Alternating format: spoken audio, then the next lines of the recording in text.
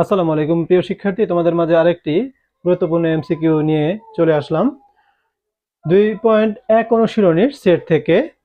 এখানে আমরা x+1, -1 equal 3, x-y হলে x, y এর মান কত হবে।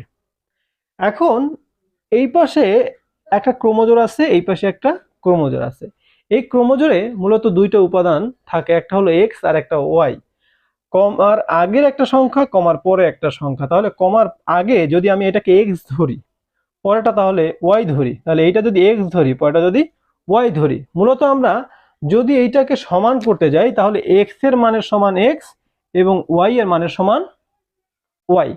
তাহলে আমরা দেখি যে এইভাবে যদি আমরা মানটা নেই তাহলে কোন অবস্থায় দাঁড়ায়। তাহলে x+1 ইকুয়াল টু 3 আমরা লিখলাম, আবার y minus y equal to লিখলাম কত, -1। এখন দেখো এই দুইটা সমীকরণ আকারে দাঁড়িয়েছে। যখন দুইটা সমীকরণ আকারে দাঁড়িয়েছে তখন কিন্তু আমরা এটাকে সমাধান করলে আমাদের x এবং y এর মান আমরা পেয়ে যাব। তাহলে x এবং y এর মান পাওয়ার জন্য সবচেয়ে সমাধানের জন্য সহজ উপায় হইছে অপনয়ন পদ্ধতি।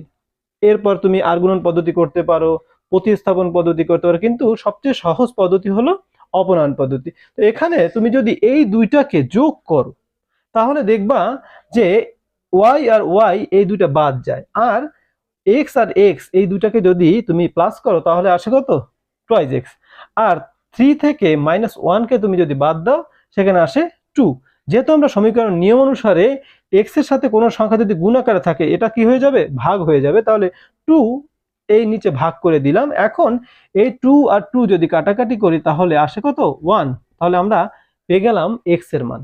তাহলে x এর মান আমরা পেলাম কত, 1।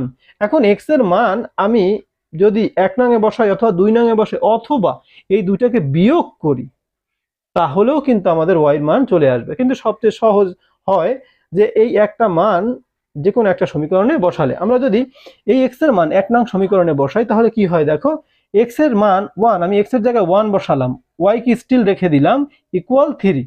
আমরা জানি সাইড চেঞ্জ করলে সমীকরণের বেলায় মানের চিহ্নের পরিবর্তন হয়, সংখ্যার কি হয়, চিহ্নের পরিবর্তন হয়। তাহলে 1 কে ওপাশে নিলে মাইনাস হয়ে গেল, তাহলে 3 - 1 হলো কত, 2। তাহলে আমরা দেখতে পেলাম y এর মান কত, 2। তাহলে x এর মান কত, 1। তাহলে আমরা এখান থেকে অপশনটা খুঁজে নিই। তাহলে y এর মান হলো 2 আর x এর মান কত, 1। তাহলে আমরা বুঝতে পারলাম আমাদের সঠিক অ্যান্সার হলো খ নাম্বার।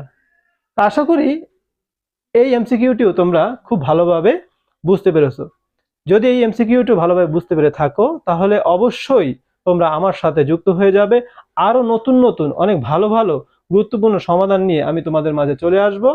সবাইকে ধন্যবাদ জানিয়ে আল্লাহ হাফেজ।